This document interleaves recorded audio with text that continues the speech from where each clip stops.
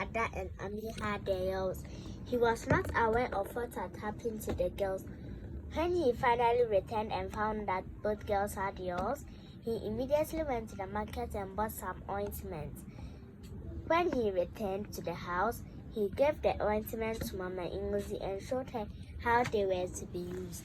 Every morning and before the girls went to bed at night, Mama Ngozi treated their yells. Strangely, anytime Mama Ngozi treated Ada's yells, she always scraped it very hard. She scraped it very hard and without mercy. Ada always screamed painfully anytime her yells was being treated. Her voice was always heard from afar as she screamed in pain. Unfortunately, Papa Agu was never at home whenever the yells of the girls were being treated. Anytime Ada screamed in pain, Mama Ngozi always yelled at her, "You evil child, be quiet, be quiet. I will teach you a better lesson." Then she continued to scrape Ada's yell very hard and harder till blood began to ooze out of it.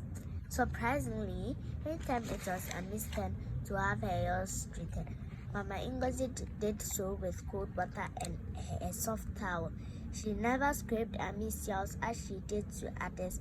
She always rubbed Ami's yells gently with her soft wet towel, because some of the ointment meant for treating the yells had a burning sensation. Mama Ngozi did not even apply those ointments on Ami's yells. She only applied those ointments that were milled on the yells. Ami therefore shed tears or screamed whenever her yells was being treated. The neighbors of Papa Agu therefore did not understand why Ada was the only one who cried whenever the yells of the two girls were being treated. Two girls were being treated. Mama Zinabu, a close friend of Papa Agu, once met Mama Ngozi and Ada at the market. She asked, "Hello, Mama Ngozi. Thank God I've met you here. There is something I want to ask you. Please don't get offended, okay? I want to know why Ada always screams in great pain whenever her yells is being treated." "Oh la la, Mama Zinabu, ask again, no. Ada cannot stand little pains," she asked when she saw Amila. She is over. Stick to the microphone, okay? She is over-pampered by her father. I always wonder why she screams so much whenever I'm treating her yells. She always makes it seem like I've been doing something evil to her. Look, Ami, her sister, also had yells, and I treat both of them the same way. So why doesn't Ami scream the way Ada does? That is the question we all must ask ourselves. So my sister, don't mind Ada, okay? Mama Ngozi said and walked her way. "Okay, I'm sorry for not minding my own business. Mama Ngozi, see you another time." Mama Zinabu also said and walked her way. As time went by, behold, Ada, the poor girl's yells began to heal. Her skin soon became soft and beautiful again. She was free. As for Ami, her yells could not heal. It became very terrible. Ami became very sick. She grew very lean. She could not even stand on her feet. She could not eat. Anything she ate, she vomited. Papa Agu had traveled again. He was in a far-away town when he heard the news about his daughter. When Papa Agu heard the news, he immediately stopped whatever he was doing. He began his journey back to his wife and children. When Papa Agu arrived, Ami was almost dead. There were so many people in their home. How can this happen? How can two girls suffer from the same skin infection, only for one to die? I cannot understand this. Papa Agu asked when she saw Ami lying helpless on a mat. He was running out of patience. "What happened, Mama Ngozi? How did you treat the yells of the girl? How come Ada is ill and her sister is on the brink of death?" Mama Ngozi continued to weep. She did not give an answer to Papa Agu's question. She sat helpless on the floor and wept very loudly.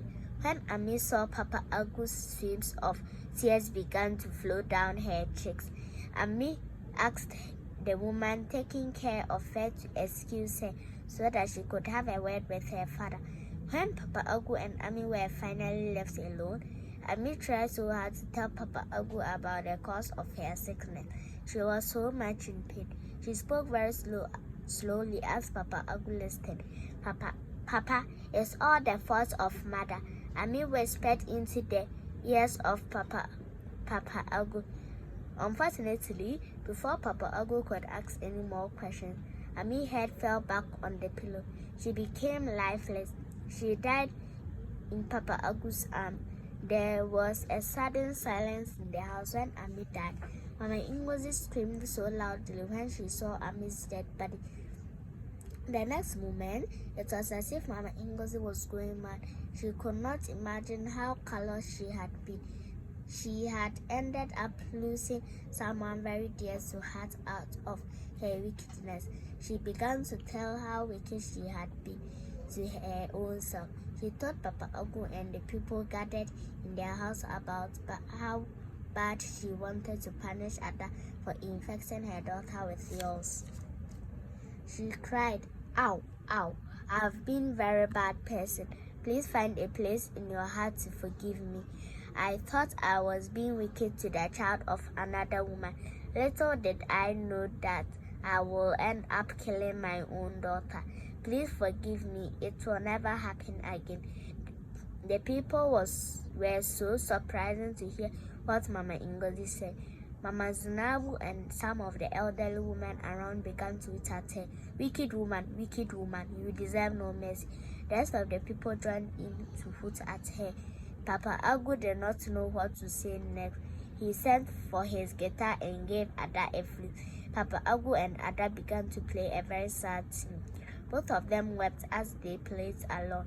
The people stood quietly and listened to them as they played and sang their guitar and flute. Most of the people shook their heads in awe. The song Ada and her father composed was very touching. It was short, and so the people gathered easily learned the lyrics. Everybody soon joined them to sing. In this little word of ours, whatever a farmer sows, so does he reap. Nobody sows pepper and reaps tomatoes. Nobody sows oranges and reaps lemon. If you do good, you do for yourself.